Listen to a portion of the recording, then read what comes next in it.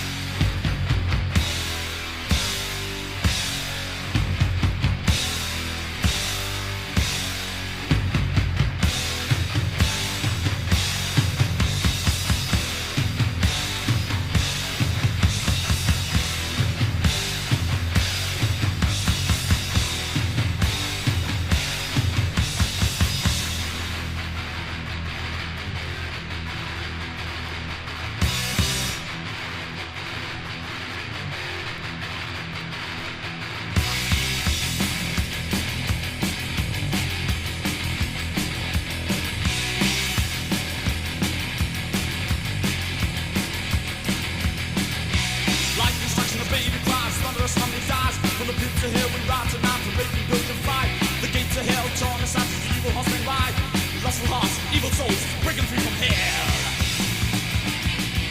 All hell set loose. The reaper runs free.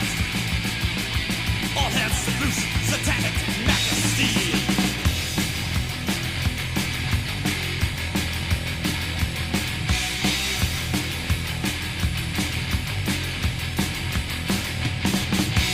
Satan wages war in the darkness of the night.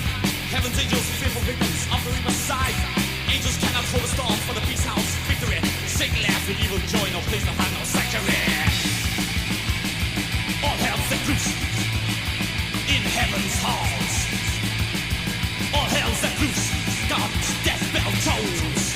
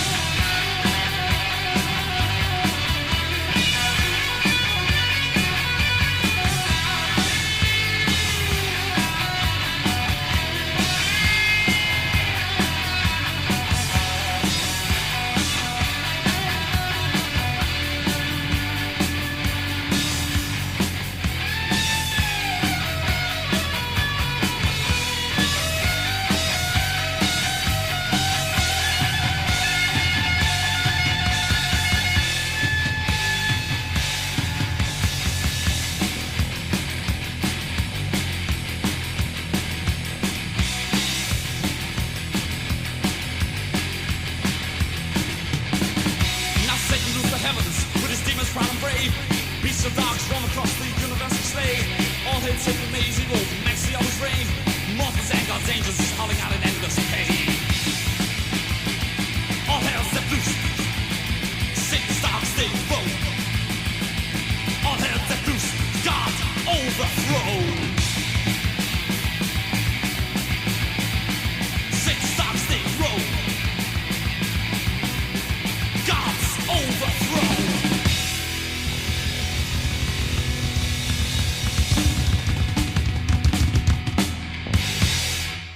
All right, that was Kilowatt. All hell lets loose. Before that, New Valkyrie, San Antonio Valkyrie, We Came as Wolves. And before that, Thatcher with Witch's Sin. And we started things off with brand new Death Angel, Cult of the Used. At least Death Angel kind of kept it old school like they used to be in the 80s. And Thatcher, I've been looking for a member of that band probably for the last 15 years. I've had no luck finding anybody anywhere. So if anybody knows how to get in touch with any of the former members of Thatcher, let me know. They were a band out of Orlando, Florida, I believe. I know it was Florida. I think it was the Orlando area. So if anybody up that way knows them, let me know because I would love to interview them. All right, well, you know what? I don't talk about my band Stillborn much on the show because we were a hardcore band and this is a heavy metal show. But it was 40 years ago tonight. Well, not tonight, but today that the band formed.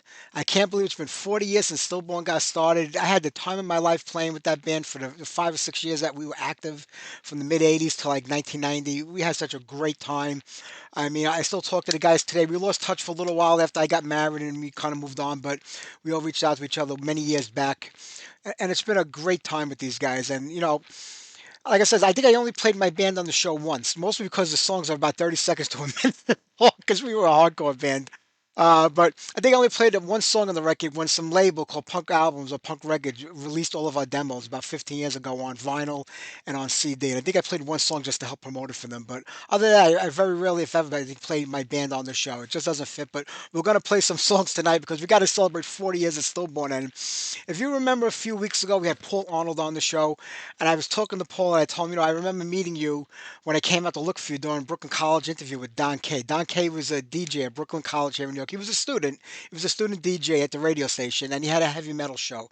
And as soon as like they play classic 80s music, they wrote me after that interview a couple of weeks. I was like, it wasn't classic 80s music; it was just 80s music back then.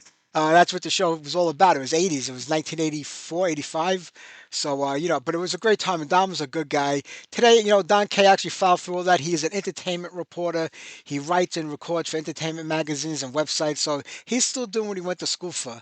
And Don was a nice guy. He's a very ultra liberal, left-wing liberal right now. But back then he was a really cool guy. And it was 1985, and I was a senior in high school. Okay, and my friend Terry, who I knew, I don't remember how I met Terry, but I met him a year before, and he lived in Rockaway. I lived in Brooklyn, not anywhere near each other, but we'd hook up all the time at shows and different things and see each other. And he was a year older than me, so he was a freshman in college, and he was helping out at the radio station, like to earn like college credits or something like that. So he told me, come down on a Thursday night. I help this guy Don Kay. He does a heavy metal show. We can listen to the music and hang out. So I went down to the college radio station. We're all hanging out. And I used to go every week after that. Even when Terry had classes or something, Don's like, come down. So I used to go down every week and hang out. And I would help Don in the studio. It was fun. And I got to meet a lot of bands that way too, because Don was bringing bands in for interviews after a while. So it was pretty cool. And that's how I told you I met Paul from Mount War. They were coming on to do a radio show because they were playing somewhere. It was probably Lemoore back then in Brooklyn, and they couldn't find their way around the campus. Brooklyn College is a humongous campus, just like a couple of acres wide. So I went out looking for those guys, and I found them, and I brought them down to the radio station. But after about 7 or 8 months of going there, this was in the beginning of the year, not December, over the course of that summer, the program manager was like, my brother's into that music that you're into, like that crazy music. Like he was an older guy who was like a teacher at the school, and he ran the radio station. He just didn't get heavy metal and stuff like that. He didn't know what it was all about. He goes, he's into that music. Maybe I can bring him in one day next week, and you guys can meet him. We're like, yeah, that sounds good. So in comes Dave Baskin, who was the drummer of the band. He goes, I got a band called Stillborn. We have a guitar player. We don't have a bass player or a singer. He goes, and Dave was in junior high school. He was about 14 years old at the time, and I'm about 16 or 17. I was, like I said, I was a senior in high school, and Terry was in college. And we met him, and he goes, you guys do anything? He goes, yeah, we could join the band. Meanwhile, I didn't play any instrument. Terry didn't play any instrument. So he's like, what do you want? So I said, I'll be the singer of the band. And Terry goes, I'll be the bass player. So that's how it wound up working out in the beginning. And after like a couple of weeks, they wanted to get together to start rehearsing. And the two of them had about 5 or 6 songs already written between them. And Terry calls me. He goes, I don't have the money to buy a bass guitar. My father won't buy me a bass guitar. I don't know what to do. So I went to ask my father. I said, Dad, can you buy me a guitar? He goes, I'll think about it. And like 2 days later, there was a used bass on my bed with a little amplifier he bought from like a local music store. So I became the bass player. Terry became the singer. I had no idea how to play bass. I never picked it up before. We went down to that first rehearsal. I said, listen, I've never played before. Andy Guida was the guitar player in the band. Andy left the band like after maybe 6 months after we recorded the first demo, because Andy was also a drummer and a very good drummer. And he wanted to play with a lot of big hardcore bands later on in life. And he has his own studio. And Andy is the one that actually recorded the theme song for our show and played on it with some of the other guys in my band and Tommy. So we go to the studio that day, and I'm holding the guitar. And meanwhile, my father, he bought me the cheapest bass possible because he figured I wouldn't actually follow through with it. I remember the neck of the bass looked like a bow and arrow, like a bow from a bow and arrow. It was so warped, but it actually helped me out because I had to press so hard down the strings to reach the neck. I actually got pretty proficient at it pretty quickly. But I remember going into the studio. I told him, I don't know how to play. So Andy, the guitar player, is like, just watch me. He goes, put your finger on the second string, the third note, the second string, the fifth, the fret. And I just watched him. I copied everything he did. Basically, the bass playing was just a mirror image of the guitar playing at that point in time because I didn't know what I was doing. And he started playing, and these songs were so friggin' fast because they were a hardcore band. I was a metalhead, but I wasn't good enough to play bass band of anybody, not even a hardcore band. But he taught me how to play for like the few months that we were in the band, and little by little I got a little better, and then I was able to afford a better bass. That's when I bought my Rickenbacker, which I love that bass guitar. Oh my god! But that's how Stillborn kind of got formed and how it started. It was the four of us, and for 6 months we had a great time. Like I said, Andy wrote maybe 5 or 6 songs before I joined the band. Then he wrote another two, and I actually wrote my first song that January, a month after learning how to play bass. I wrote "Dying for Progress," which was about the space shuttle when it exploded that time in 1986 in January. That was the first song I ever wrote. A very simple song, but I was proud of it because after only playing bass for like 4 weeks, I wrote the lyrics and the music for a song. So I was like really thrilled about that. But like I said, the band was so fast, it was hard for me to keep up and play with them. Like, they had 30-second songs that were like a million miles a minute. But like I said, we had a great time, and we'll talk more about that later. But how about we get on the first song we ever played together? This is called "Unspoken Majority." I think it's about 20 seconds long, and it's to me back then it was as fast as hell. So here you go. I guess we're not playing that. It didn't come up. Took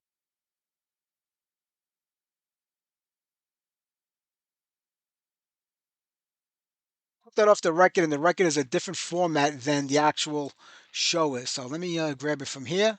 All right, there you go. Here's "Unspoken Majority."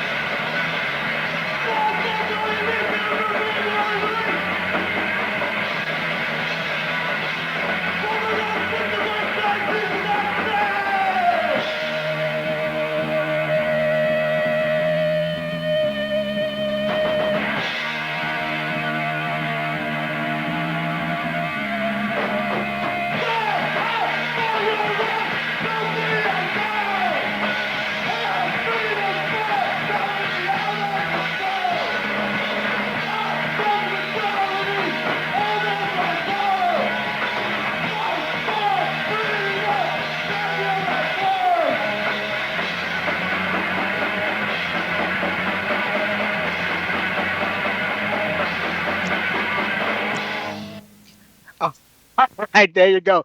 Tommy Flanagan from Tempest recorded that on a portable four-track machine he had in the studio where we rehearsed that. That was recorded only 5 weeks after I picked up the bass for the first time. So that's what the music was like and what Andy was writing back then. But as the years went on, and Andy, like I says, Andy left the band right after we recorded that demo. He wanted to focus on drums, and he was getting more into industrial type of music at the time.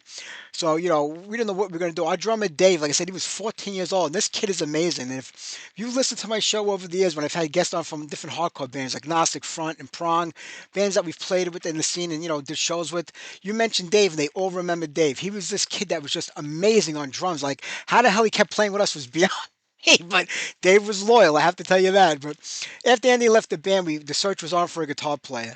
And because I had only written one song, which is a simple song, we had no new music to write. Andy, like I said, was the main songwriter back then, so I had to learn how to start writing really good songs really quick. So that's what I did. And during the time when we were looking for a new guitar player, my friend Tommy Flying, who I talk about all the time, who was co-hosting the show with me many, many, many moons ago, was in a band called Tempest. So Tommy used to come in to play with us to help out until we could find a guitar player. And Tommy is an amazing guitar player. I mean, completely underrated, but absolutely amazing. So when he was with us, the other guys like Mike, you got to talk him into staying with us. But Tommy wasn't a hardcore guy; he was a metalhead like me, and he didn't really want. He was just doing it as a favor to help out. But that went on for a few months until we found Mike Fringo, who became the permanent guitar player of the band and was with us from then until the end of time. And like I said, we had a lot of good times, a lot of great shows we played. We were all over the place, Baltimore, Washington, Massachusetts, you name it. We went up and down the East Coast to all the different hardcore scenes. And I remember we headlined our first show at CBGB's, I think it was January of 87 or 88. And CBGB's was intimidating to play because that was the place to be. And Sunday afternoon was the hardcore matinee. Every Sunday there was a hardcore show with two, three, maybe four bands on the bill. And to play at CBGB, you had to audition for Hilly Crystal. If you ever saw the CBGB movie where he sat there and watched people play, that wasn't a lie. That's the way it was. Hilly Crystal would sit in a chair and he would watch you play. Then he would give you the thumbs up or the thumbs down whether you were going to play in his club or not. So I remember going there that day. And first off, Dave, who was, like I said, I think was maybe 16 at the time, was still too young to get into a club. So we actually had to sneak him in there, even just, it was only a rehearsal during the week list, and we had to still sneak him in there because you had to be 21 back then to be in a club with liquor. So we had to kind of sneak him in there. And every time we played there, we had to sneak Dave into the place. It was funny. So I was underage too, but I looked older, and so did Mike, and Terry was almost of age at that time. But so we sat there and we played, and Hilly sat in a chair and he watched us. Like, we played, like, I think maybe three or four songs, which is about less than 5 minutes. For still one songs back then. And he just looked at us and walked out. And as we left the door, I think it was his wife at the time, came up to us and says, "All right, we're going to put you on a show." And she gave us a date. And I was like, holy shit, that was like so good. And we did our first show with CBGBs after that. And that was one of my favorite places to play. We must have did a dozen shows there in our time. And I absolutely loved it. We had such a good time playing there. It was a great club, especially back in the 80s, during Sundays. That was where all the hardcore guys came out, and everybody came out and supported. It didn't matter who you were, who you were playing with, everybody showed up at those shows, and the place was always packed, and it was such a great time, and I love it. But as the years went on, we played and we played and we played and we recorded a second demo, Answers Left Unquestioned, maybe 5 or 6 months after the first one. I had written 10 more songs, and the guys wanted to re-record the first 10 because the quality of that, which you just heard, was horrible. Not to mention the song was probably horrible, but the quality was even worse back then because, like I said, it was done on the floor. So we went to American recording studios in Manhattan. We spent a lot of money we didn't have. I don't know where we came up with it from, and we recorded all 10 songs. And Tommy produced that demo for us, and we absolutely loved it. And then in 1987, a year later, we recorded There for the Taking. By this time, I started introducing more of a metal sound to the band because that's my true love, was heavy metal. I was getting a little better at the bass, not much, but a little better. And and by the time the last demo came out in '89, Scorn of Absence, we ended it about a year later because I met my wife. I was working full time, and the road to stardom was over for us at that point. Then the hardcore scene was sort of dying out in New York City, so it ended after that. But from Scorn of Absence, I mean, that was like more of a metal demo. It was hardcore all the way, but it was still more metal sounding, a lot of songs. What I love about Terry as my singer, Terry was a terrible singer, but he was an amazing frontman. And I talk about singers and frontmen on the show all the time, and Terry was a great frontman. He got the crowd worked up. He came out there like the rabbi leading us into battle, and he was great on stage, Terry. But man, I wrote pretty much all the music and songs for the last 4 years of the band. The last three demos was all my music, all my lyrics. Nobody wrote any of the music. Nobody wrote any of the lyrics. I wrote it all. And I used to write these great. I used to spend like hours in my house writing all these lyrics and everything, coming up to them. Then Terry would sing them. He would leave out half the words. He would get the lines backwards, and I used to cringe when we recorded our last two demo tapes. There for the Take and A Scorn of Absence. We recorded them with Josh Silva, who was in Typo Negative and Fallout in his studio. So when we did that, Dave and I would go down and record the bass and drums first, and then our guitar player Mike would go down, and then Terry would go down and do the vocals. Then we'd do any backup vocals or any leads, which was only on one song. Mike played lead guitar. But we did that because when Terry was down there, all three of us would listen separately to see what mistakes he was making so we could point them out so he can go back and sing it again. And he would sing the same song maybe 20 or 30 times. I still fuck up the lyrics, get them backwards, and I used to cringe because I worked so hard on those words. I wanted them to mean something they were saying, and he kept screwing it up over and over again. It was the funniest thing ever, but that was Terry. When I look back at it now, like in my head, when I listen to one of my songs, I sing the lyrics the way I wrote them, then I hear Terry doing it his way. I'm like, God, Jesus Christ, what the hell did he do? But like I said, a great front man, not a great singer, but what are you going to do? That's Terry. All right, how about you know what? I want to do one more song if I can. Let me see what I got here. No, this isn't playing. That's not playing. Yeah, that went on, I think. I'm not even sure. I think I just wiped out the chat. Who the hell knows what I did? But you know what? Let's play one more tune. Then we'll get to the interview. It's getting kind of late right now, but let's do Wasp, Ball Crusher.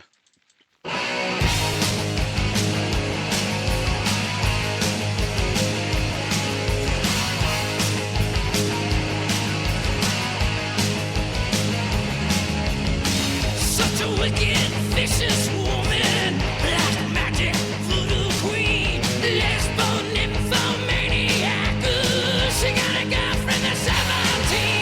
Bye, bye, bye, ball crusher. Bye, bye, bye.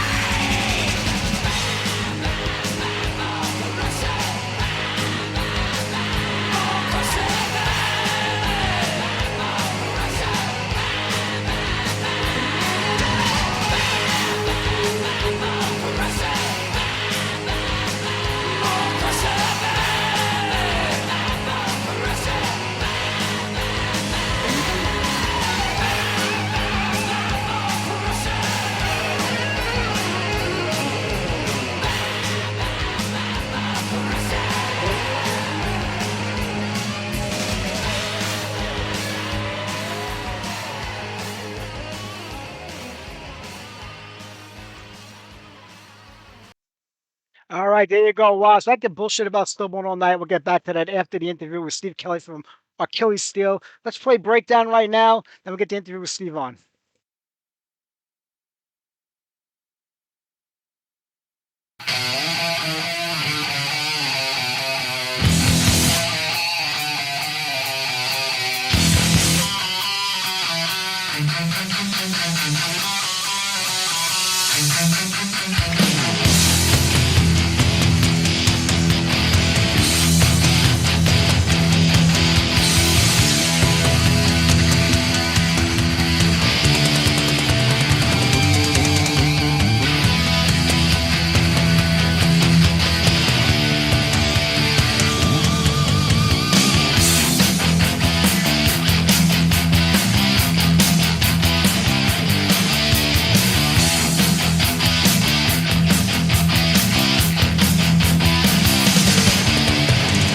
Are you ready to hit the streets tonight? Are you ready to win the fight? A flash of silver and the shot of blood. And now the winners have all risen up. Head on for the breakdown. Head on for the breakdown.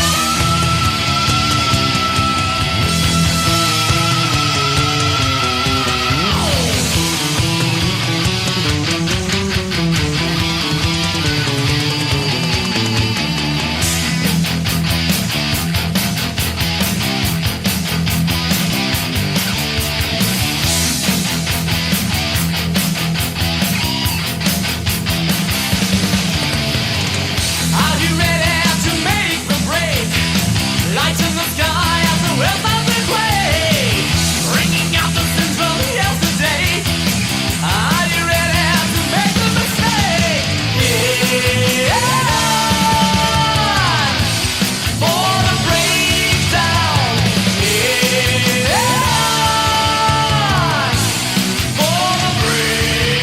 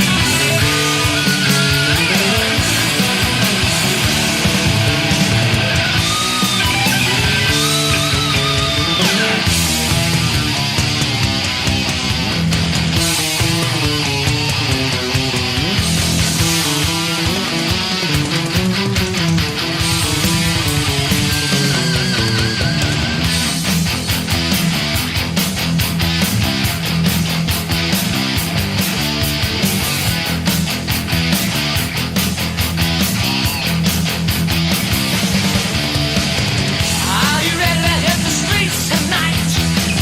Are you ready to win the fight? A flash of silver and the start of blood.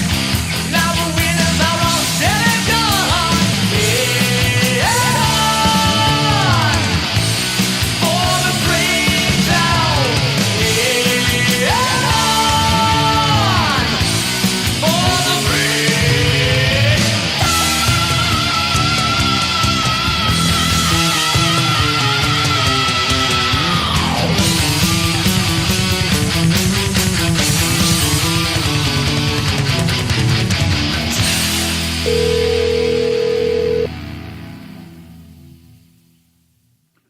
This is Steve.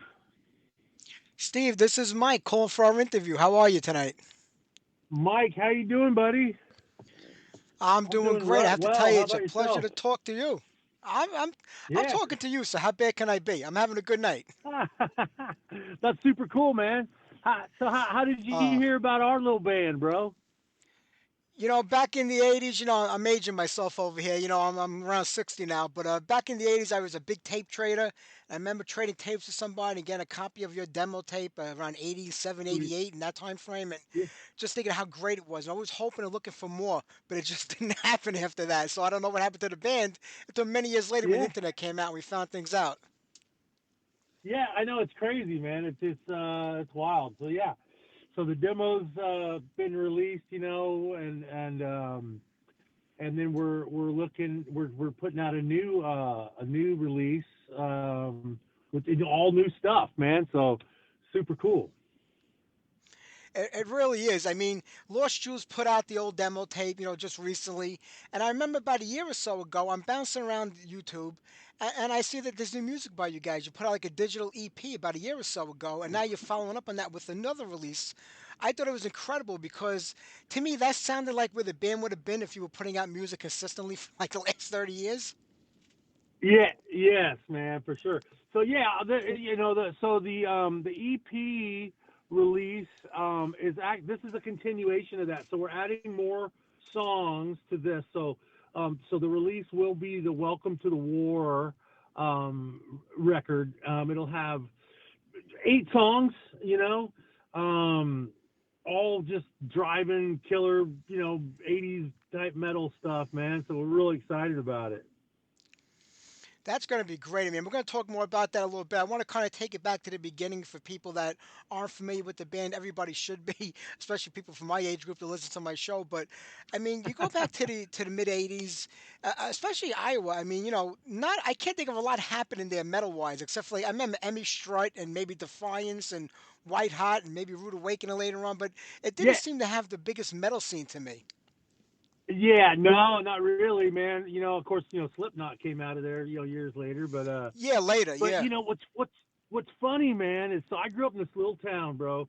It was called Marshalltown. It's Marshalltown, Iowa, which I always thought was cool because like Marshall amps. Um, Yeah. but dude, it was, it was rampant. Like there was all kinds of, we were all just, crazy little knucklehead metalheads, and the scene was pretty crazy actually. But as far as bands, yeah, there wasn't a lot. There was our band. We started probably in 84, 85 maybe. We kind of started kicking around, and then by about 86 we were out really tearing stuff up, and we did that demo release about 86, about 86 I guess. And then we played together for just a couple of years. But yeah, as far as other bands, there wasn't so much metal. There was another band called the Litterer Band that was from our area. Oh yeah, I remember them. That Yeah. Yeah, Litterer Band, and then there was a Slave Raider. They were kind of in the Minneapolis area, but they got pretty big. I don't know whatever happened to those guys either, but they were killer, man. They had the singer. His name was Chainsaw. That was his name. Was it Yeah. difficult? I mean, being that it was such a small scene and not a lot of bands on it. I mean, you got to have bands that have clubs to make money to put them in there. I know you weren't far from Chicago, like I said, Minneapolis and Wisconsin. It was like a Yeah. tri-state area, so you were able to get out. But Yeah. how was it to start out locally, like in Iowa at that time? Dude, well, we just started like playing anywhere we could, a lot of parties and stuff. Like, so check this out. This is how Iowa we were, bro. So my guitar player Dave, he's like the founding member. Him and I, we write, especially on the demo, we wrote all the music to that together. So he grew up in a little town. Man, I'm talking like you either thought you dropped a crumb on the map and seen the dot on this thing, Lincoln, Iowa, and they lived on a pig farm. so dude, Wow. that's where we cut all of our our riffs and everything. And man, we'd go out, we'd drive out there, we practice in this big metal freaking barn. But yeah, we would play wherever we could at the time. In Waterloo, which wasn't too far from us, there was actually some pretty decent clubs there, and we played those clubs, and then we eventually got hooked up with an agency and went like you mentioned, Minneapolis and Wisconsin, and those types of clubs. But man, it was rough. So back then, everybody wanted covers and stuff like that. But we were just really into writing our own music, so we had to kind of balance that. We had to play the freaking Scorpions and all that kind of stuff just to play clubs. But we really tried to push our originals, and mostly just wherever we could at the time.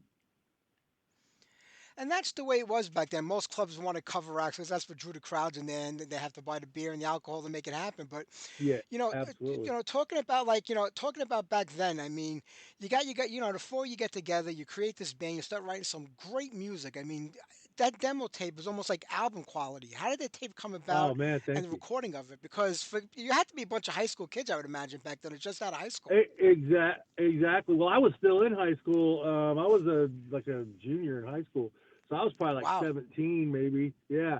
And so we recorded at Catamount Studios in Iowa, and Tom Tapman was the producer back then. He sold the studio now. Tom Tapman actually did Stone Sour. They recorded there later, years later. So he's that's a really badass studio, just right there in the heart of the middle of Waterloo and right in the smack dab middle of Iowa there. So yeah, we like I said, we rehearsed a lot, because we were young. There really wasn't a lot to do, so we just played, just for fun. And so when we went to cut that demo, man, dude, we were like, it was razor sharp. I mean, there wasn't a whole lot of messing around in there. We just went in and bam, bam, just tore all those songs out. And then Tom Tapman, of course, he's just a magician. So that's why it really does sound great. Man, I go back this many years later and listen to it. Most bands back then, especially young kids, didn't have a lot of money to spend on recording when they finally were able to get into a studio, and they did it on 4 track or maybe 8 track.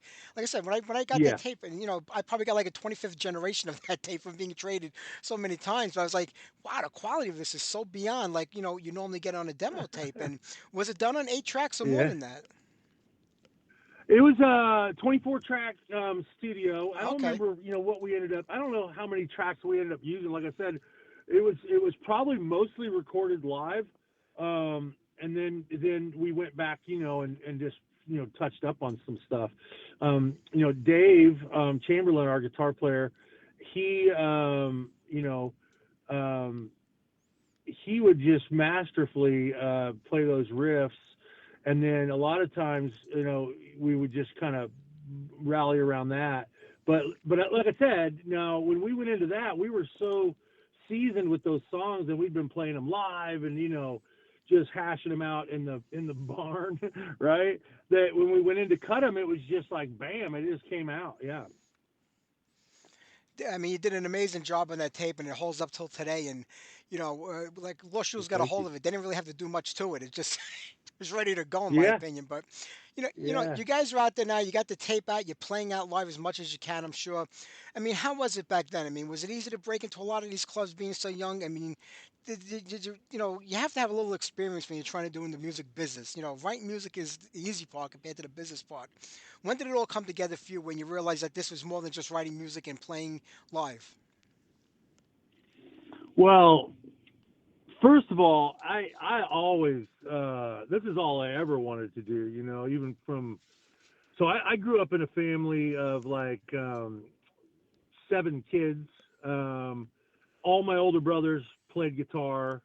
My dad, in the like in the 40s and 50s, was in like barbershop quartets and stuff, man. So I grew up around all this stuff. So as far as that goes, it's been ingrained in me since I could even remember. Um, but yeah, man, as far as getting the clubs and all that going, it's kind of like baby steps a little bit. You kind of start out a little bit here, then this guy hears about you, and then we worked our way into the clubs in Waterloo, and then there is probably where we took off the most, I would say, because it was a big enough town to where there were some agents and things like that that would kind of, keep their ear to the ground. And then we got picked up with an agency, and then that's when we really branched out to like into Minneapolis and Wisconsin, Nebraska, those kind of places. How much did that help you guys out at that point in time? Having somebody represent you and getting you those shows is a big deal, but how do you take it to the next level? I mean, you have the tape now. Do you shop it around the different labels, or do they try to get you, like, signed to a label? You know, so I guess it probably depends on who it is, right? So like this guy ultimately broke up the band. Okay, so this is kind of the history of our band. So he was more interested in getting us to any clubs, so he could get his percentage. This is what a lot of people probably don't realize is, a lot of these bands they're manipulated, so you got to really be careful with who you get involved with, because for him, he was trying to just shove us out to play as many clubs as he could so he could get his percentage and, and this kind of thing. So you always got to keep that in mind. And that's the way it works, right? So everybody's got to get their little bit. But you got to make the decision on what's right for you, and what's right for the progress of your band, because a lot of these guys will just, use you up and chew you up and spit you out and just move on to the next one, So I think maybe that was the question you were asking. Oh, Steve, can you hear me? Mike, oh, there you are. I lost Yeah, you there for a bit. the call dropped a sec. I got you back. Oh, I was saying, yeah, of course it okay. benefits him, money wise, because that's all he's into it for is the money. He can care less who he's representing unless he can get to the next level. Yeah, But as a band, you get yeah. all those extra shows now that you couldn't get maybe without him. So does it help Oh, you yeah. out to play out that much, or was it too much? Absolutely, man. I mean, and that's the thing is, for the most part, you got to take your lumps, because you got to go through it, but absolutely, we probably wouldn't have gotten to a lot of the clubs that we played without him. But so where it kind of segued from there was, he was starting to try to, compile other members from different bands to try to create his own little project.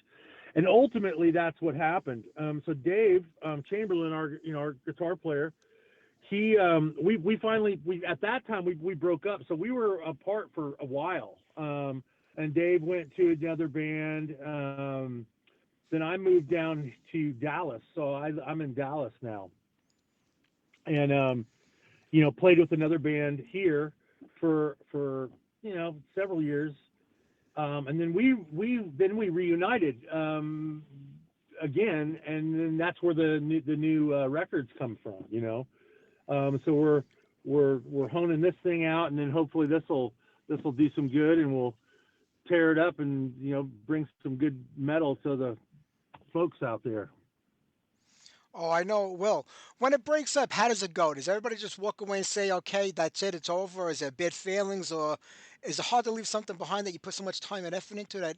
I mean, you guys to me had the look, you had the songs, you had everything to go to the next level. So is it hard to walk away from it, or is it kind of a relief? Yeah, no, I think it's always hard, in our situation, it wasn't like, I don't think it was so much, animosity or hatred or anything like that.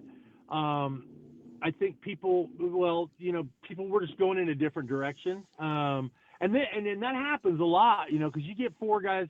So what's great about Dave and I, first of all, and then my brother is also the other guitar player, John. That's my brother. So Yeah. of course we're brothers, right? So, but Dave and I always had the same thought process. In other words, like, we're those kind of guys where you can almost like finish the other guy's sentence.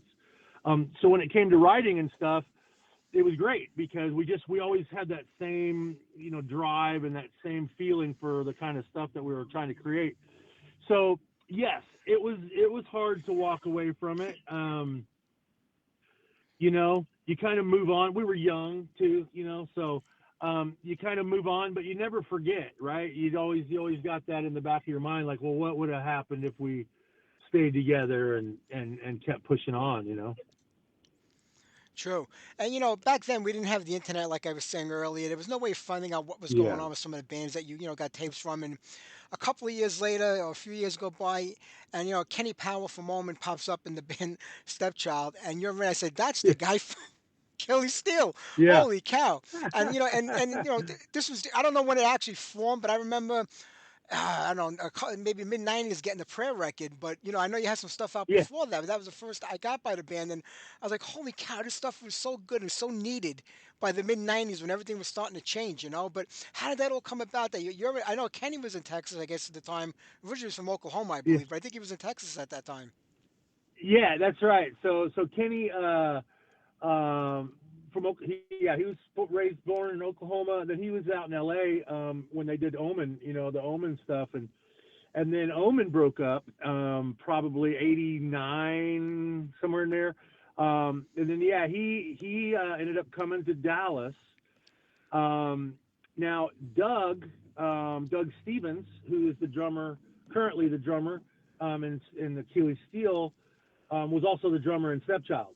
So man, it all Yeah, kind of intertwines, So when Achilles Steel disbanded in Iowa, Doug had moved to Dallas, and so he actually got involved with Andy and Kenny, and they didn't have a singer at the time, and so he was like, "Well, I got a singer," so he called me, and then I moved down here, so we kind of all followed each other around.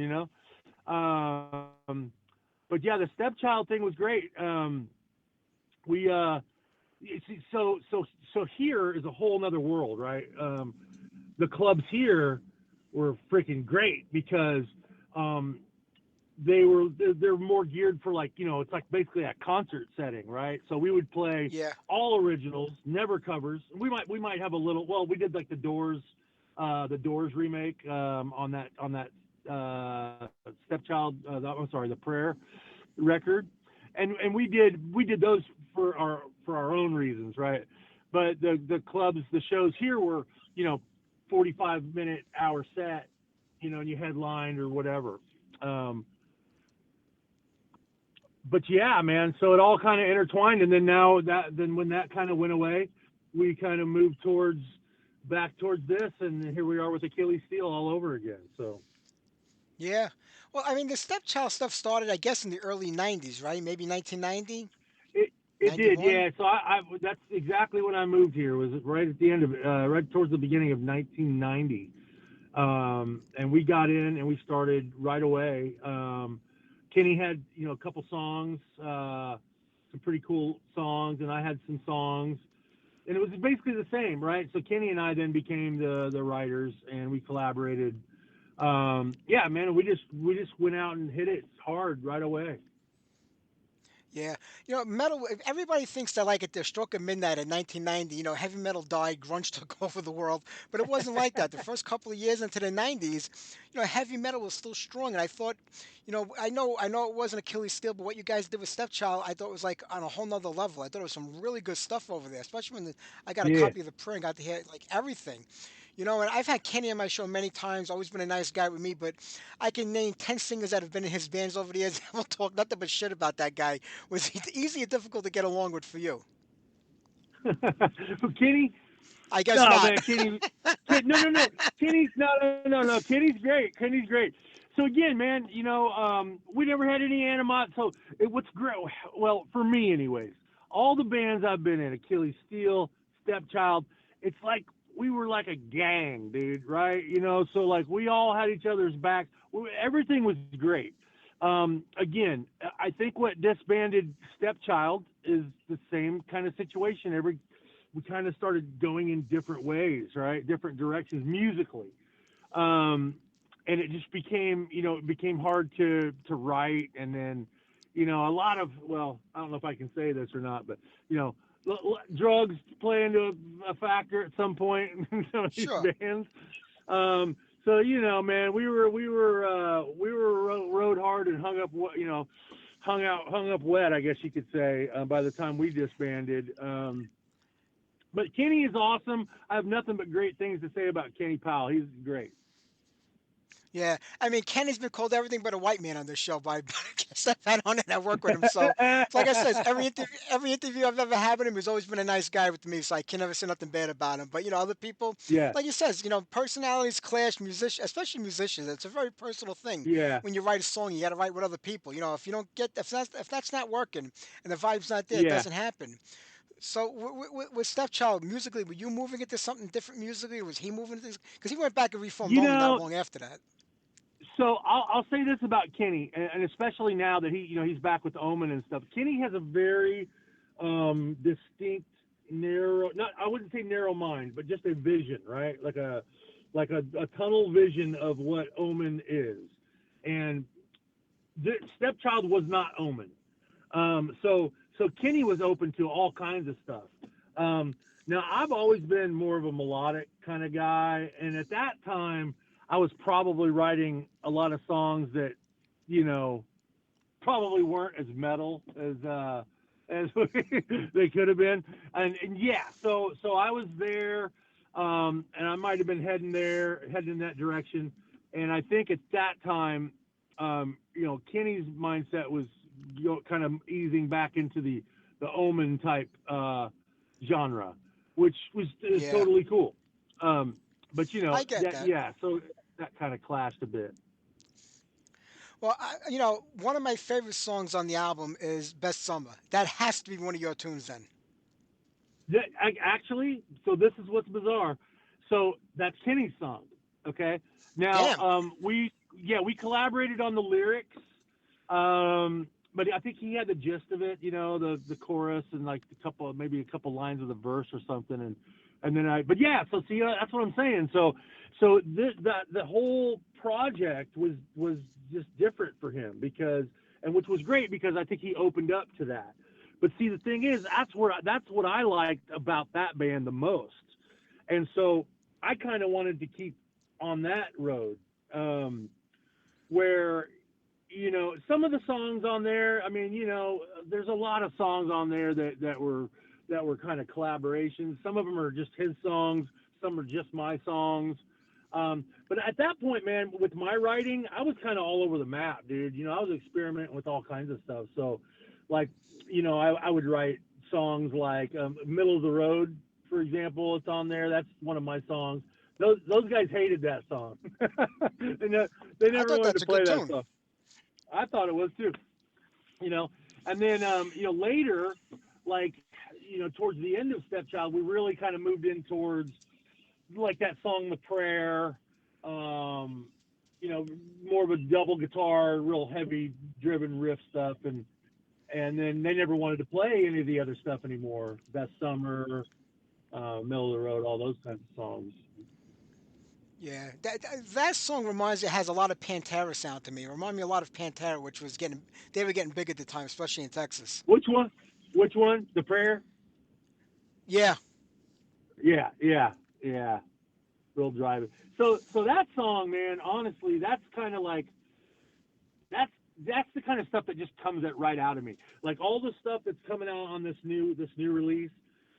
Like when I'm in my metal mode, which I normally am, I'm real riff driven. So those songs, man, they just kind of come out, which is great because then we just got to kind of mold them into something. But yeah, man. So it was just a melting pot of stuff, and I think ultimately it kind of exploded towards the end of Stepchild. well, every time you get into a new band or you start a new band, there's always that honeymoon phase where everybody's on the same page. Everybody's like, "Hey, we're gonna make this happen. Yeah, We're gonna do this. We're gonna do that," and then it starts to go to shit somewhere down the. Like I said, you got whether that it's a right. personality Yeah. thing or just musical differences. I mean, when do you like being in Achilles' steel and seeing it happen, before? I mean, when you're in Stepchild, you say to yourself, "Here we go again." I know exactly where this is gonna go. Or do you get blindsided by it? I think you're a little blindsided by it, because at the end of the day, you all want to get to a certain place, right? Everybody wants to get to the same place. So it's almost like you just kind of keep beating yourself in the head to try to get there. But I think ultimately it just implodes, and it's not something you kind of even foresee. But maybe it just kind of evolves into that, and everybody kind of goes, look, Yeah. man, this ain't working anymore. Well, what happens from the You end of know. Stepchild until Achilles, starts recording again about a year or two ago? Were there other bands in between that I didn't know about? So I played.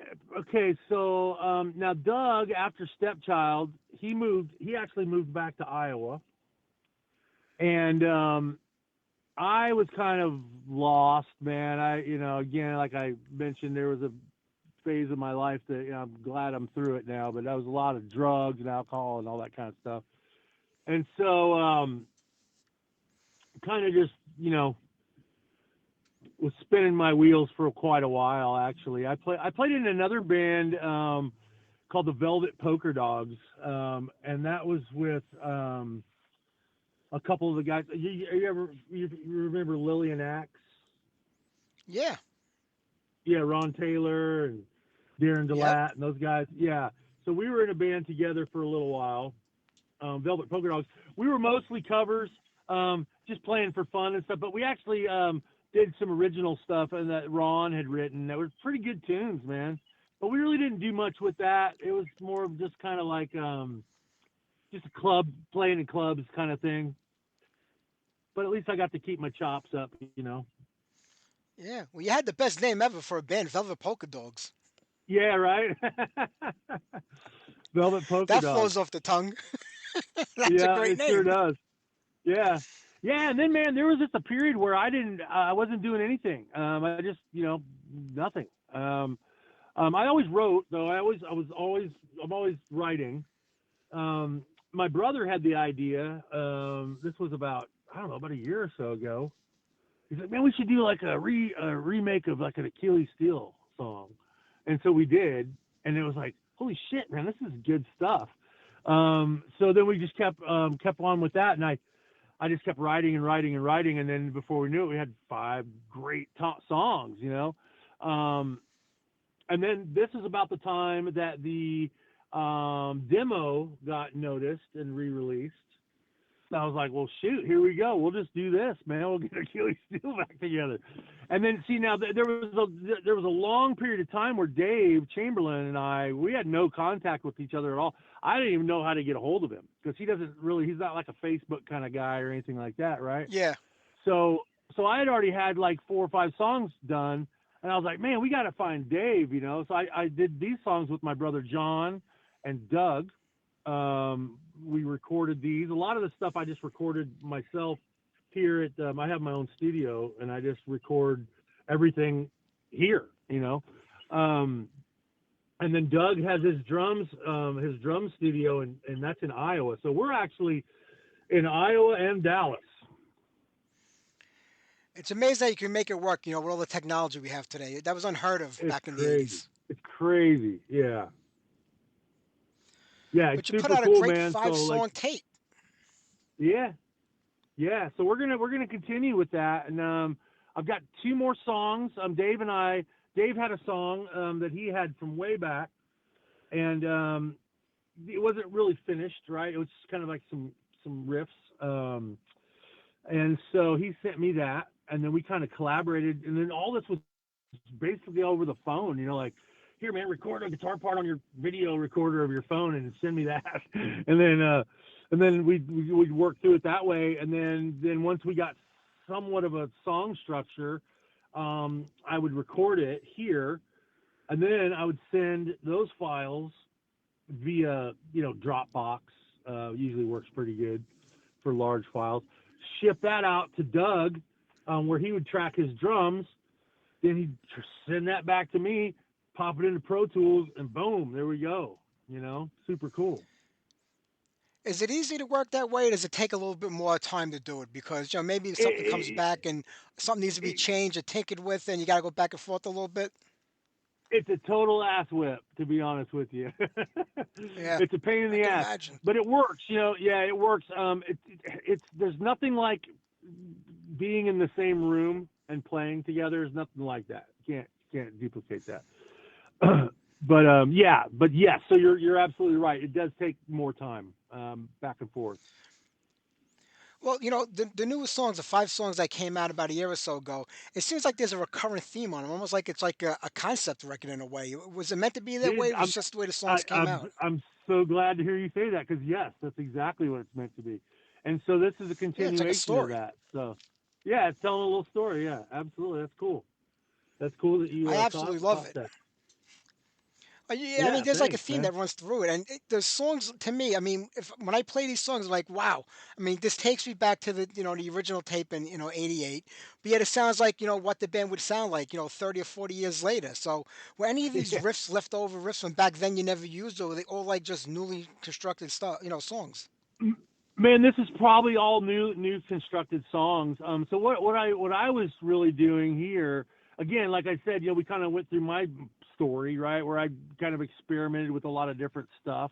Um, I just really tried to get back to the roots of the metal that I grew up with and loved, right? Metallica, Metal Church, Dokken, even, all that stuff, and tried to just harness all that and then at the same time, like you mentioned, write a little bit of a story, um, and it's all based on you know Greek and Roman and Trojan mythology and stuff, right? Which is cool. It's like there's an endless melting pot of ideas to write about, you know. So many bands that get back together after 30. A lot of the bands from the '80s that have been broken up for the last couple of decades that try to do it again, they can't recreate that magic. Either they try too hard to go back to what they used to be and just can't do it anymore because too many of the influences are coming over the last couple of decades, or music that they're into, Yeah, or what they listen to, or bands. But you've managed to recreate. I mean, to me, I think pretty good of what Achilles still should be. I mean, it's definitely yeah. a newer band, but you kind of like harking back to those days. Was it difficult to get back into that mindset, or did it just kind of come naturally when you started playing it again?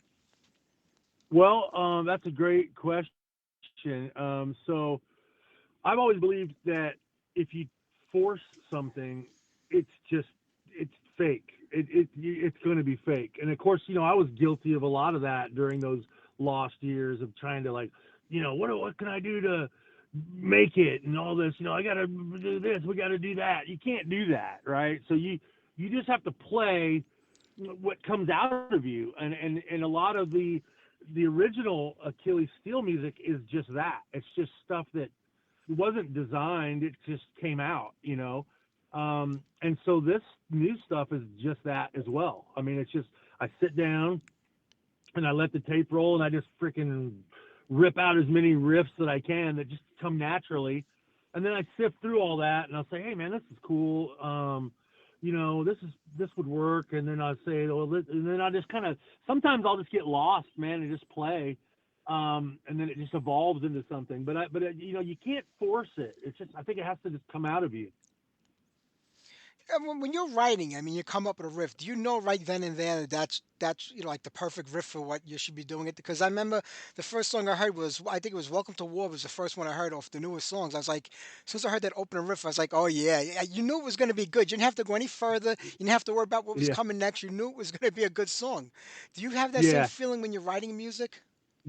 Yeah, absolutely. Sometimes, and sometimes, I find the best thing, and it's great that we have the technology that we do today, or we even back then. I mean, hell, we had tape recorders, right? I find that sometimes when you just play, because man, I just love to play, right? So sometimes when you're just playing and you're in like a subconscious, stuff just comes out, and you may not even realize you played it 10 minutes later. So having the some type of a device to record with and just let it roll. But yes, absolutely, man. When you hit on something, you're like, "Whoa, that's it, bro!" And then when you find that, you can really start to build from that, for sure. But yes, absolutely. Yeah, Steve, can you hear me? Yeah, there you are. Okay, yeah, we're dropping out a speaking little of bit again there. speaking of all this wonderful technology, huh? Technology. I know. I hate these internet phones and everything, but that's the only way you can record on the internet today. But No, I, that's I all was good. saying, going back to Stepchild, you recorded with Bill Matoya. Didn't you record that record with Bill Matoya? We sure did, yeah, in two different studios. We went Big to name in the LA. business back then. Yeah, man, Bill Matoyer. He was great, freaking great, man. Yeah, we did some of those. So that that record, The Prayer, is kind of a melting pot of a couple of different eras there with us. I mean, those were probably songs over the course of about 3 or 4 years. And in my opinion, two completely different directions. If you know, like the, you mentioned Best Summer, right, which was really only released on a cassette. But some of those songs that are on that record were written about that time. Okay, so in that kind of vein. Um, so he recorded. We recorded with Bill in L.A.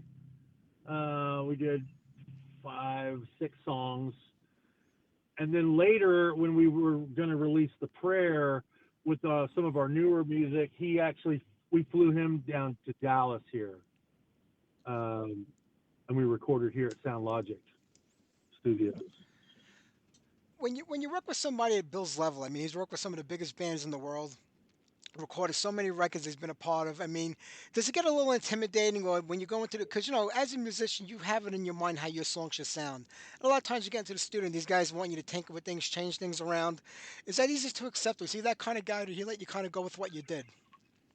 No, he was super cool, but and yes, there's a little bit of intimidation. Just especially the first time I met him when we were in L.A. I was like, whoa, um, that kind of vibe was definitely going on. But Kenny had worked with him a lot in the past on some of his Omen records and stuff. So yeah, no, but Bill was totally chill, man. He knew what sounded good and what didn't, right? So we could sit here all day long and say, no, man, we want to put pump the guitars up here or this and that and the other, and he'd kind of be like, yeah, okay, yeah, and then he would just do his own shit, or whatever. But no, but it turned out great. So who cares, right? I like that. Yeah, whatever you want, you got it. Sure, no problem. He's tinkering with the buttons anyway. Too much. Then he just turns your shit off. Yeah. Well, I know you said with the new Yeah, release coming out he was next year, it's going to awesome. be on Storm Spell. It's going to be the new release is going to be on Storm Spell. You got two new songs you're adding to it. I mean, are the songs done? Is this ready to go, or you're still putting it together? So we have, from what I gather, I'm speaking with the Orden over there, and so we've got the two we've got 2 new songs completed. I still have to just mix. Um, then I have a third one that's probably going to make it on there as well. So we're looking. I'm hoping to have all 8 songs on this new release. Oh, that's going to be great. I'm So guessing they're all yeah, following the same theme to keep it all tied together with the other five songs. absolutely. Yeah, for sure. Got to finish the story, bro. That's That's going to be great. Well, what's going to happen now with the band? I mean, you got members in different places, but it's easy to get together when you have to Yeah. go do shows. So you're looking to take this as far as you can again, go out and play live. Maybe, I mean, there's probably 100 festivals out there. Would love to get you guys on it. Come next year. That's probably something that we're gonna look into. As far as clubbing and all that, I'm not sure if that's in the vein, but definitely gonna look into. I've already talked with Dan there at Storm Spell, and he's in contact with several of those people that do those festivals in Germany and in Europe and stuff like that. Probably here too. Um, but yeah, that's something that we're going to talk about. I probably haven't even mentioned that to the guys yet, but right now my focus is just getting these songs done and ready, and then we'll kind of have a little bit of time to sit back because I think the release is I think it's scheduled for February, March, somewhere in there. Don't quote me Yeah. on that, but that's the goal.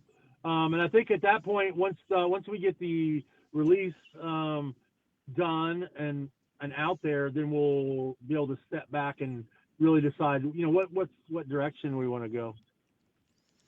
Well, I hope that it happens and happens. So, Steve, I'm going to let you go. I know you just got home and you had a busy day today, but man, I'm Yeah, such a man. big fan for so many decades now. I can't wait to pick up this new release. Finally, something I can hold in my hands, and I got the Lost Jewels one coming Yeah, in the mail. Hopefully, to get here soon. So, I mean, the best awesome. of luck with the band and everything you do, my friend. I'm such a big fan.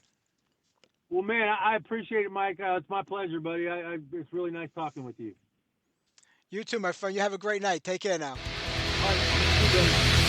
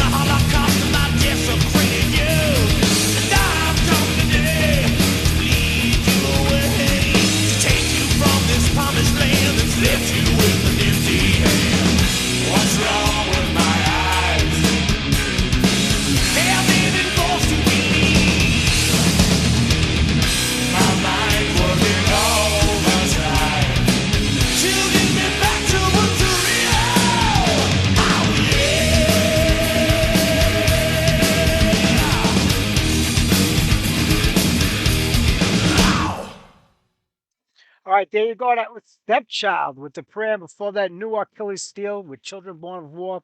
And we started things off with Breakdown. Steve was a great guy to talk to. I'm glad that we had him on here. The plan was only have two guests on this month. Steve today and next week Steve Gaines. It's a Steve month, right? Steve Gaines from Anger is Art and Abattoir.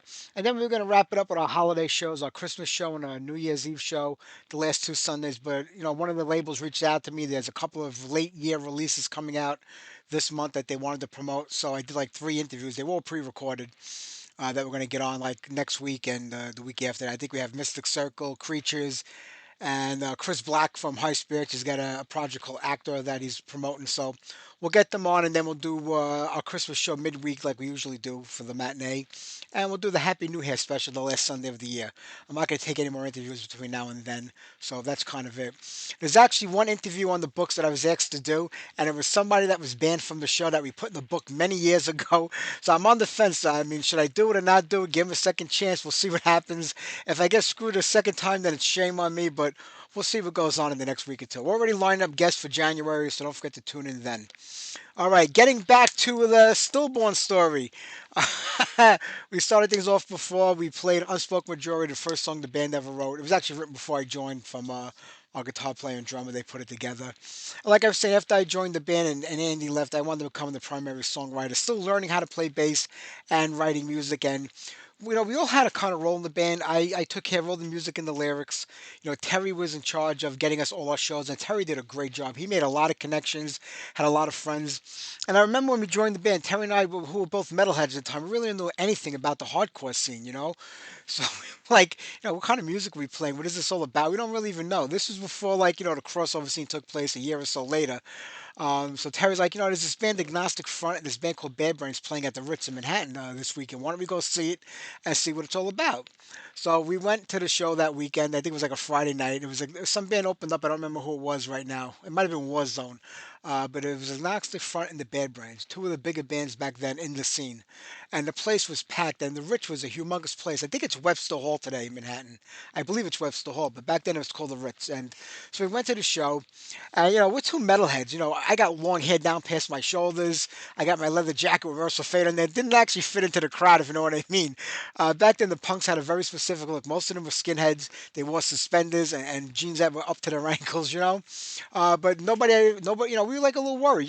We were kids too, but nobody gave us a hard time. We had a great time. And this is when moshing was real moshing. It was called pogoing, actually, back then. And, they just formed a big circle and everybody kind of hopped around in a circle. That was it. Swinging their arms and hopping around. Nobody hurt each other. Nobody threw each other to the ground. Nobody beat each other up. Me and Terry were watching this like 15 minutes, like, this is pretty cool. And we got right out there and we started, doing it. And it isn't like today when the metalheads started going to the hardcore shows and they were trying to mix everything up and this whole crossover scene happened with SOD. That's when it got violent. They thought you had to push each other and hurt each other. That's not what it was all about. It was called pogoing. You basically just hopped around like a fucking bunny rabbit in a circle. Sometimes you hit somebody, you bumped into somebody, you couldn't help it. But you actually helped that person up and kept going. You didn't hurt them. It was just an accidental bumping. And it just changed and it kind of turned me off, I have to be honest with you. I never liked it. But throughout my time in the Stillborn, we were lucky that the hardcore scene was the hardcore scene. It didn't really, not a lot of metalheads at our show back then. But we had a great time. And I remember the first show we played, I can't remember the guy's name. He had a little club in his basement in New Jersey. It was called Club Hell in New Jersey. And I don't know how we got this show, how Terry hooked us up with this guy. But I remember there were like 50 bands on the bill that day. We've never played a show before. Like I said, Terry wasn't really a singer. I was barely learning how to play bass. And Mike was new in the band. So he was just learning the songs himself. He didn't even know them all yet. And we had this show, and like I said, the guy had a little stage in his basement, and it was a backyard party. He charged people $5 a get, and there had to be 200 people in this guy's house. And he was a kid, so it was probably his parents' house, I would imagine. But it was $5 a get in, and that was for a barbecue. He barbecued all day long, hot dogs, hamburgers, sausage, chicken. There was tons of food coming out of this barbecue all day, and included all the beer and soda for $5. How could you possibly go wrong? How could you beat that? And I remember he got up, he called us to come up next, and we played, and we were scared shitless because we didn't know how the crowd was going to react. We're not very good. The songs aren't that great. We were just starting out, but they went nuts, and it made us feel so good. We were so happy after that show. And then Terry just started booking show after show. And like I said, Terry handled all the bookings. I wrote the music. I handled all the correspondence, the interviews that we did back then with a lot of local magazines, and fanzines from the area. and I handle selling the demo tapes in all the stores that I can get them into. And Mike and Dave just sat back and did nothing. It's just the way it was at the time. But like I said, that Clubhouse show was great. And I remember when we first joined the band, like I said, Terry lived in Rockaway. I lived in Brooklyn, and there was a bus that went down Flatbush area to take him back to Rockaway, and there was Kings Plaza Mall then. They had a movie theater, so I was like, I don't got to be home for a few hours. You want to go see a movie? And we went to go see Rocky Four with Drago, and there was a scene where they're having the press conference, and everybody's yelling, and Paulie, Rocky's brother-in-law, gets up and screams. They tell him, "Who are you?" And he says, "I'm the unspoken majority," and that's how we got the title for the first song we ever wrote together, Terry and I. We came out of the movie, we sat down on a bench, and we wrote the lyrics to that song in like 15 minutes, and that's where it came from. And I remember thinking about that today. I said, you know what? I have to go. I haven't seen Rocky Four in like 30 years. Let me go put it on today and hear that line again. So it kind of brings me back in time. And I'm watching it, and he said a completely different line. He was like, "With a silent majority," or something. I was like, I don't know where we got that title from, but we thought we got it from that movie all these years, but it wasn't. But it was great. And like I said, Club Hell, our first show was just incredible. One of the craziest ones, one of the two crazy. We did a show in Baltimore at a place called Channel One. I think it was called Club Exodus before or afterwards, but it was Channel One. It was the dead of winter. We rented out a van because we went up there with Sheer Terror, who were good friends of ours. We did almost all of our shows together, the two bands. So we all piled into the van. We took one set of equipment and we kind of shared, amps and stuff like that because, we only had the one van. No heat in the van. It had to be 10 below zero that day, like a foot of snow on the ground. And we're driving to Baltimore. We get there. We're like, thank God we get into the club and get warm. We go into the club. It was colder in the club than it was outside in the van because there was a hole in the ceiling over the stage. And as we were playing, snow was pouring through the ceiling on top of us. We're getting belted from the microphones as we touched them. The guitar. It was terrible. So I said, screw this. I'm going outside. I'm putting the heat on in the car, whatever I can get out. Because you got a little heat in the front, but it didn't get to the back. So I'm going to put, I put the key in the ignition. It's not turning. I can't turn the key in the ignition. It's like, oh shit, what the hell did I do? I realized I put the wrong key in the ignition. I got it stuck in there. I couldn't get it out. So I go outside, like an idiot. I lock the door not to make anybody take the van because the keys were in there. And I locked the door and I locked the keys in the van. And everybody was yelling at me and screaming. We were having such a hard time. Finally, some guy came by like a half hour later and he picked the lock from the from the door and got in there. Everybody was like so excited. Hey, we got the door open. I was like, guys, that ain't the worst of it. I put the wrong key in the ignition. We can't get it out. So we spent another hour trying to get the key out of the ignition. Some drunk guy who was outside goes, I'll get it out for you. He swallowed like a bunch of 3-in-1 oil and kept spitting it into the thing. He got the key out for us. So to thank him, we got him into the club for free tonight. He was so grateful. But that was just one of the things that happened. And shit like that happens. At the time, everybody's mad and yelling. But you look back on it, years later, you kind of laugh. It's like the show we did in Washington, D.C. It was a big show. We were playing with Warzone. I think the Bad Brains and somebody else. It was this humongous club, like 2 blocks from the White House. And I remember we get there finally. We went there actually the night before because, it was a big show. And we wanted to make sure we got there on time. And the guy promoter who was putting on the show said, come over, you can sleep at my house. So we went there. It was like 4 bands sleeping at his house. We were sleeping on the floor with like blankets and pillows and nothing. When you're a kid, nothing like that bothers you. So we go to do the show. And right before the show, Terry's like, I'll be right back. So, we're waiting to go on, and like, where's Terry? Where's Terry? Terry's gone. We can't find our singer, Terry. I go outside, the truck is gone. We can't, the truck disappeared. And I remember we were supposed to go on first, and we couldn't because Terry wasn't back. So, Sheer Terror, our friend, said, we'll swap at you. We'll go on first, give Terry a chance to get back. We wait, they go up and play. A half hour goes by, another half hour. Terry's not back yet. The next band comes on, like, Mike, we'll go on. You guys go on after us. As it is now we're second on the bill. This unknown band. Terry's still not back yet. Warzone's about to go on. They were headlines. They're like, Mike, if you guys want to go on after us, you're going after us. We don't care. Terry never showed up. 2 hours after the show ended, he pops through the door. I'm like, where the F were you? Where the hell were you? I had a cousin somewhere in Baltimore. I tried to find them. We had no GPS back then. We had no maps. We had a quick trip thing from AAA, how to get to where we were. I was so mad. I mean, I can't tell you how mad it was that and there was like 1,500 people at this club. It was the biggest show we ever would have played probably. And I was so upset. And I got so mad at him. I didn't talk to him the whole way back and I quit the band when we got back to Brooklyn. I refused to play with him anymore. And I remember a couple of months went by and I was writing songs with my friend Roger. We were going to start a band called Requiem. So I wrote about 3 songs. They were more in the metal vein, but still hardcore, more of like a crossover type of thing. And that's when my guitar playing Mike came up to me and said, why don't we just do this again, put it together? And we got back together like after a few months of being broken up. But that's what happened. And one of the songs I had written during that time off was a song called The Last Hurrah. I don't know if I have it on here. I thought I uploaded it. Let me see. Yeah, here we go. So I'm gonna play a couple of more Stillborn songs. This was off our last tape, Scorn of Absence. It's a song called The Last Hurrah. I wrote this after getting into Living Color and hearing the Cult of Personality. It kind of brought something up in me, and I wanted to write something lyrically similar. Musically, it's completely different, but here you go, Last Hurrah.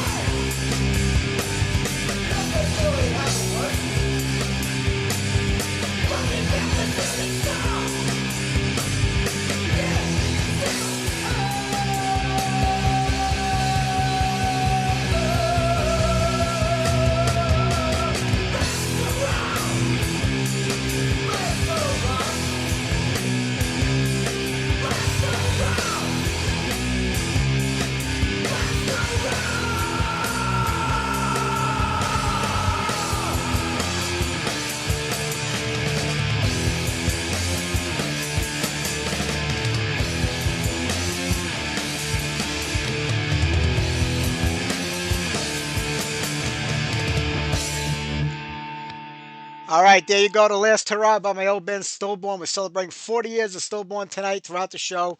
I'm not putting any of these songs in the playlist. I'm just playing them for you guys to listen as we go along there.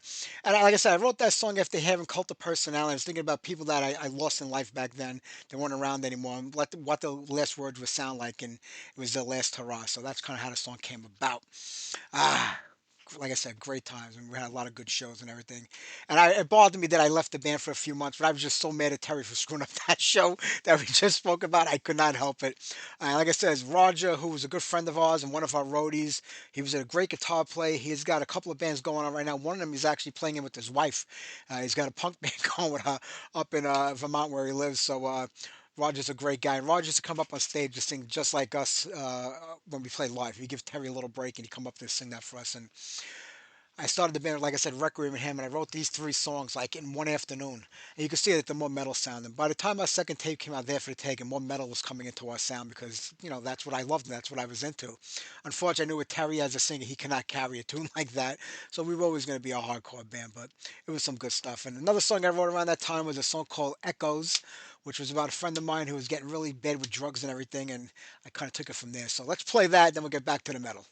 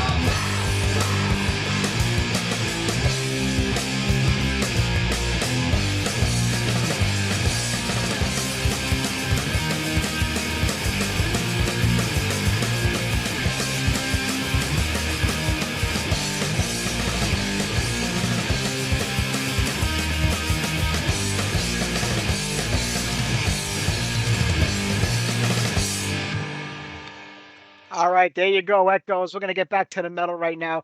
Know what I gotta do? Megadeth, who seem like they're gonna extend their farewell tour for like 5 or 6 years. We're gonna count how many different tours Megadeth go on for their final tour, how many different segments of this tour and where they play takes place. So they were just out with Judas Priest for a little while, so that's tour number one. Now they just announced their second tour, so on their own headlining. So we're gonna count that as number two. We'll keep track of this for the next 4 or 5 years if I can, and we'll let you know where they played, who they played, how many times they played in the same places, on a farewell tour instead of just, doing the one tour and ending it. But that's Megadeth for you. All right, let's get back to the metal. Like I said, we got to get the Christians' request. We'll do that maybe in one more song. Right now, we're definitely going to run past 8 o'clock tonight. So if you can't stay, I understand, but we'll be doing it. Faithful Breath, Golden Glory. Before I start this, I interviewed Faithful Breath. I think it was 1983, 1984. I don't remember. The first time they came to America, I was living in Brooklyn at the time, and you figured they play a little more, but they play some little shithole club out here in Staten Island where I live now called Club Intimate. I mean, this place was tiny. I mean, when you went to the bathroom, the toilet bowl was so close to the door, you had to have your ass out the door to pee, or your feet out the door if you took a shit.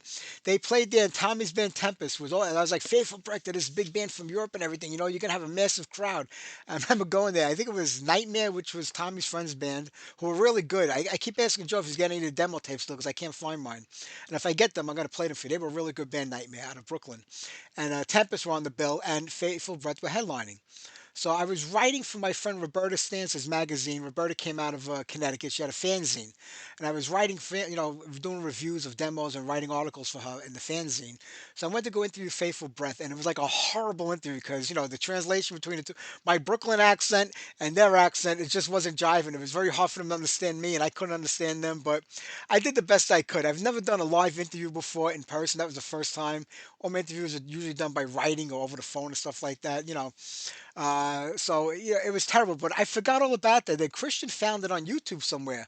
As I traded tapes later on, as I got older, we did everything on the internet. I traded tapes. That was on the back end of the live show I recorded, and somebody must have took it and put it out there, put it up on YouTube. And Christian sent it to me. He goes, "It sounds like you." I'm like, "That is me."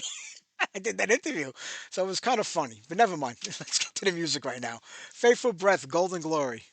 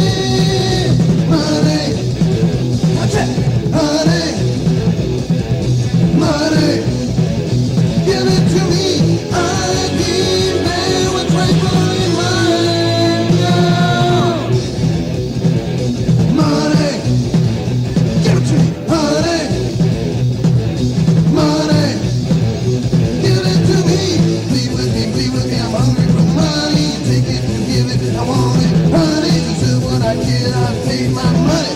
If I see it's coming my way, I demand what's rightfully mine. No, the money, the food in my gut. I'm tired of waiting, I'm all fed up. I've done all I can and now I demand to be compensated on your government plan.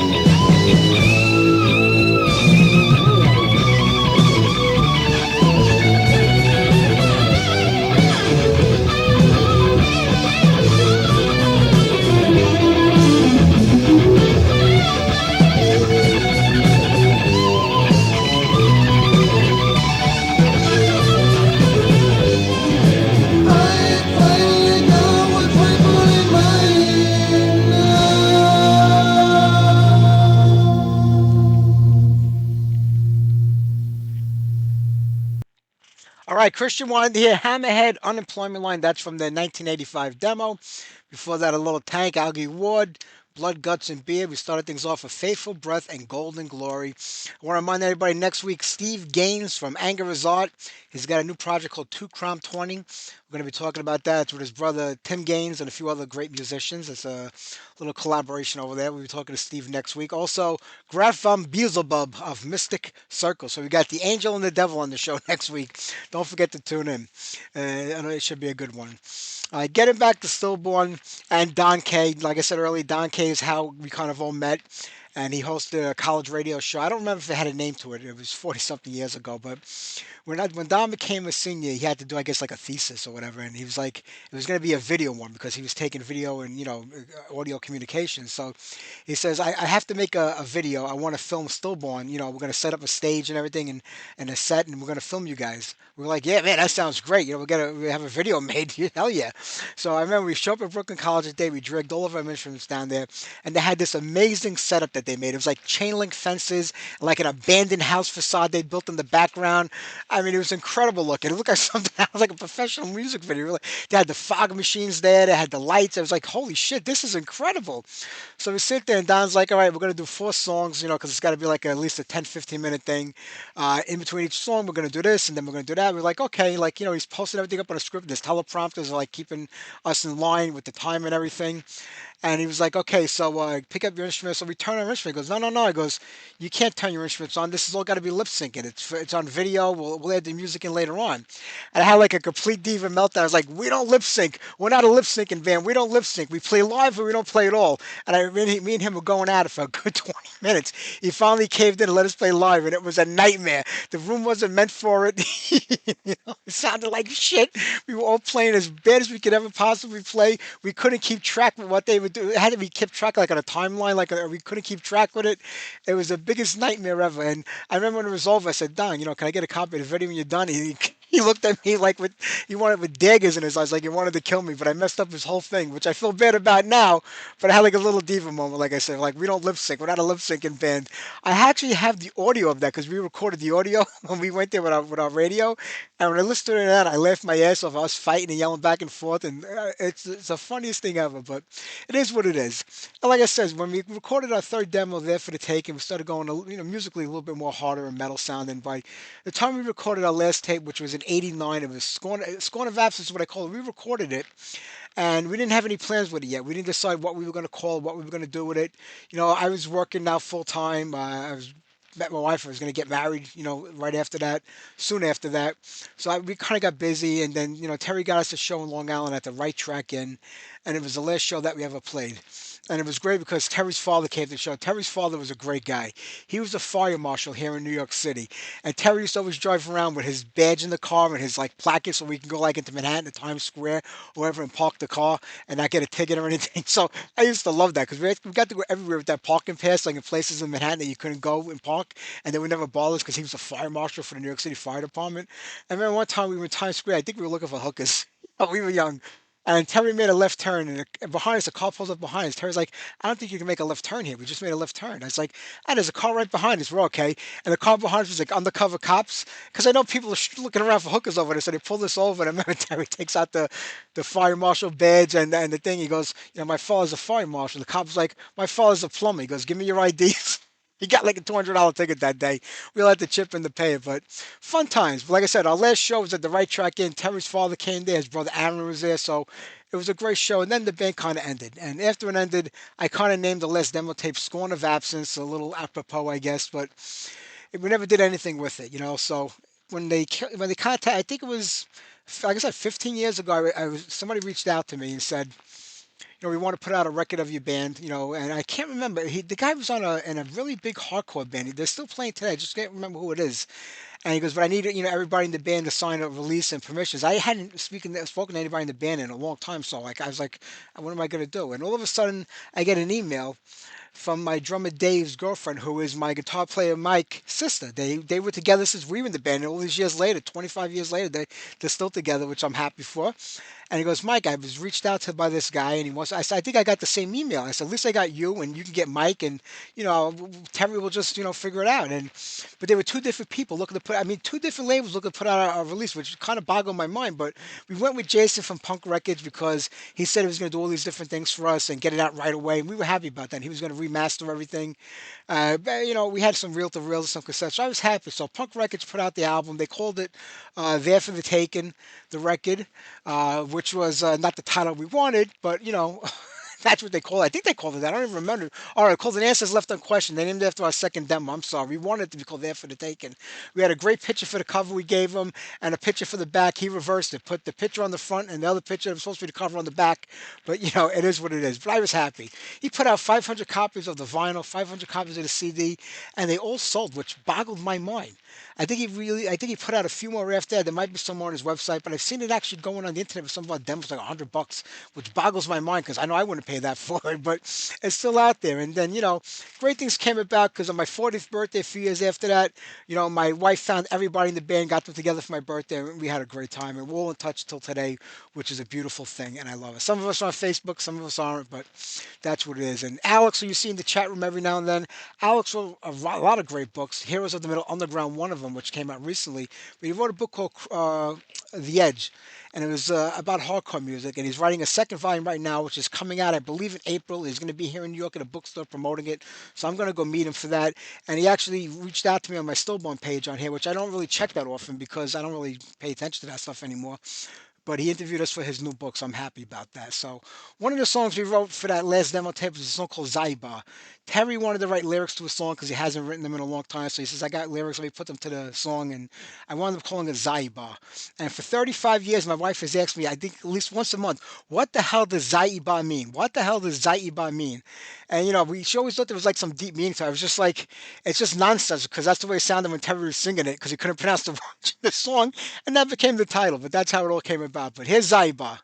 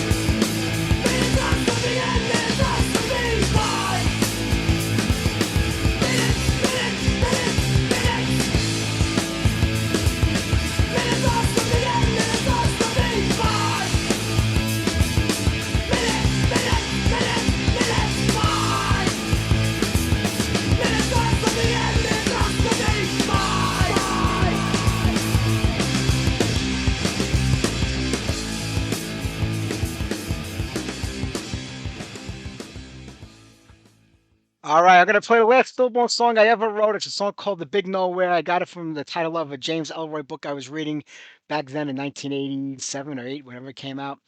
It was a great book. So then we're gonna wrap it up with a song by Nightcrawler, "The Way You Are." I want to thank everybody for being here tonight. I want to thank Steve Kelley for the interview. Don't forget next week Steve Gaines from Anger is Art and Gref from Beelzebub Mystic Circle. Take care, everybody. Have a great week. The last Stillborn tune, "The Big Nowhere," and then Nightcrawler. See you guys next Sunday.